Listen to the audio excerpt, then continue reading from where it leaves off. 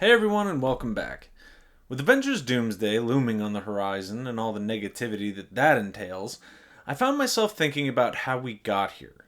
About the unbridled optimism of the early aughts when Marvel really became a household name in cinema. And following that rabbit down the hole, it led me to the rest of the MCU at large. Or, at the very least, the Infinity Saga.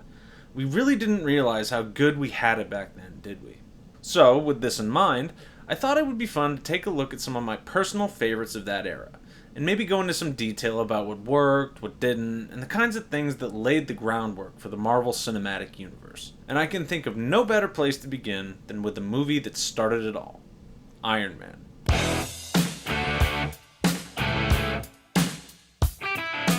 Released in 2008, Iron Man felt like something of a gamble. Marvel was hemorrhaging money and IP licensing in an effort to stay afloat, and Paramount decided to take a gamble of their own by creating a movie based around what was then a B-tier superhero. Don't get me wrong, I'm not saying that Tony Stark was relegated to the discount bin along with characters like Plastic Man or White Tiger, but he never really captured the spotlight like Superman and Batman, ironically enough. What catapulted him into that A-list status, and I'm sure I don't really need to tell any of you this, but what the hell, it's my video, it all boils down to one thing: Robert Downey Jr. Don't get me wrong, I'm not saying that this was RDJ's breakout role or that his career was sunk prior to his casting in this movie.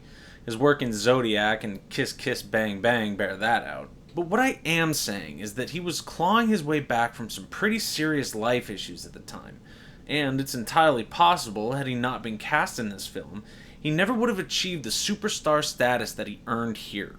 But all that's really beside the point. RDJ is Tony Stark. Full stop. I try to imagine some of the other actors who are up for the role, like Tom Cruise or Nicolas Cage, and I just can't. In fact, I've often wondered if RDJ fit himself into the role, or if the role molded itself around his performance. But then I realize, it doesn't matter. We got the best man for the job. So why bother looking at it too deeply? As I rewatched Iron Man in preparation for this video, I began to notice something that I hadn't in the million times I'd seen it prior. Robert Downey Jr. brings an undercurrent of rage to Tony Stark that is perfectly in line with what we know about his character, i.e. his relationship with his father and even the world at large. It kind of gets drowned out by the larger-than-life nature of the rest of his performance, but there are little moments like this where his entire demeanor changes at the drop of a hat. In this instance, it's when Christine Everhart begins attacking Stark Industries and Tony's father, Howard. Up until this point, he's been pretty blasé about the interview, slinging jokes like you know he's done 1,000 times before.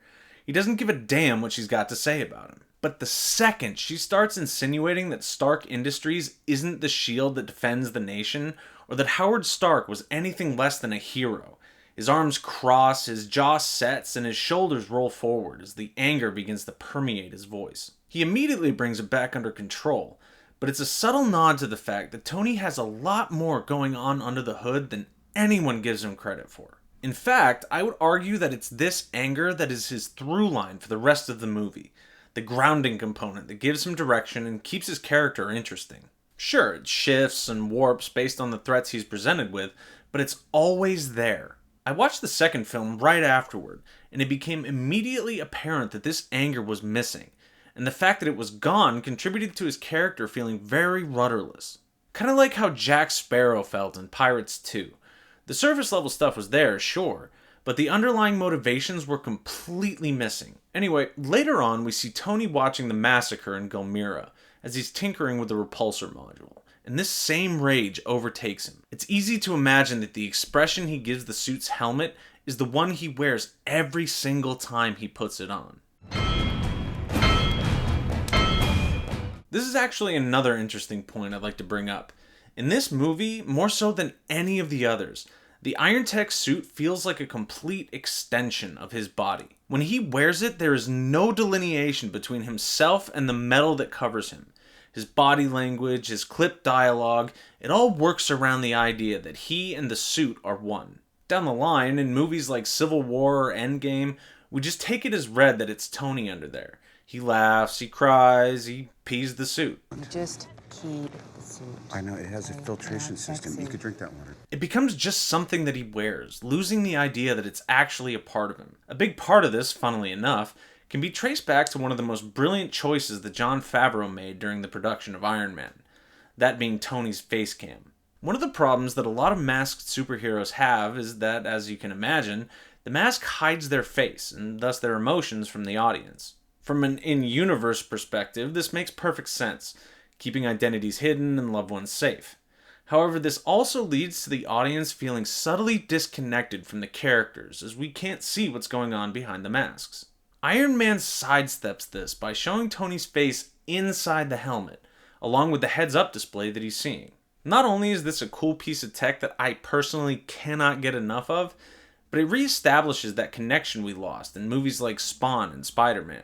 The issue down the line is that it became almost a crutch rather than something that augmented the character.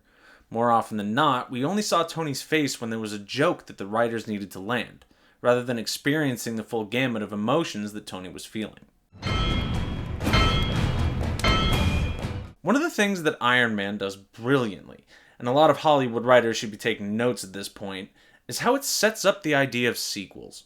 Now, I am 95% sure that when Iron Man premiered, they had no idea what it was going to become. But I am 100% sure that they knew that they were going to at least get a sequel. To show what I mean, let's take a look at the plot lines on display here, specifically those of the Ten Rings and S.H.I.E.L.D.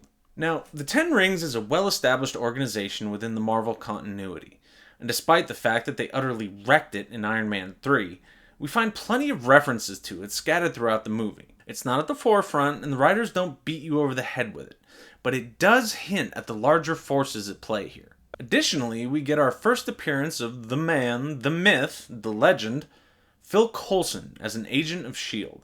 Now, you might be asking yourself why I think they didn't know what the MCU would become. Well, I'm glad you asked. If the retconned version of S.H.I.E.L.D. we ended up with was always intended to be the net that would catch all of these superheroes for the Avengers, then there is no way on God's green earth that the characters in this film wouldn't know what S.H.I.E.L.D. is, or at the very least have heard of it. Tony is the #1 defense contractor in the United States, after all. This tells me that none of the creatives involved knew what an important role this organization would play in the future of the MCU. Now, back to Iron Man. These two groups, at least as far as a self-contained trilogy go, are perfectly suited to a long-term plot thread where Tony assists S.H.I.E.L.D. in destroying the multinational terrorist organization of the Ten Rings. Is that what we got? Not by a long shot.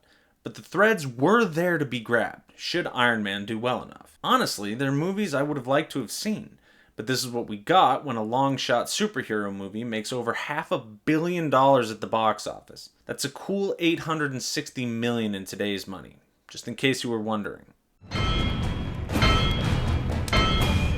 It cannot be overstated how important Iron Man has been to not only Marvel and Disney, but to Hollywood as a whole. This long-shot popcorn flick, more than any other superhero movie until that point, proved the viability of the genre to audiences around the globe. It revitalized the career of one of the industry's greatest actors and launched the near 20-year domination of the superhero genre at the box office, with the MCU grosses alone totaling almost $33 billion when adjusted for inflation. And all this is on top of the fact that Iron Man is a genuinely good movie. The plot is well thought out, with Tony's origins being brought into the modern era by using the GWAT rather than the Vietnam War. The casting is flawless, with RDJ's triumphant return to the spotlight in a role that feels almost purpose-built for him. Honestly, digging into his history a little bit, it's almost like his entire life was leading up to that moment. The special effects and CG still hold up today, especially when you consider some of the garbage that Marvel is dumping onto screens these days. And, whether they knew it or not at the time, the writers laid the most solid of foundations for what would eventually become the most brilliant achievement Hollywood has ever seen. An achievement that has never and quite possibly will never be equaled. The Infinity Saga. So, if you've never seen it before, or you're just looking for a movie to watch with the family on a Saturday night, I can unequivocally and wholeheartedly recommend Iron Man. Anyway, that's all I've got for you this time, so if you could do me a favor and hit the like and subscribe buttons, I'd really appreciate it. Every little bit really helps me out. Also, head down into the comments and let me know if there's anything you guys would like to see me cover in the future. And while you're at it, go ahead and take a look at the other videos on my channel or hit up my website to see my blog and maybe check out my books on Amazon. Thanks very much for watching, and I'll see you in the next one.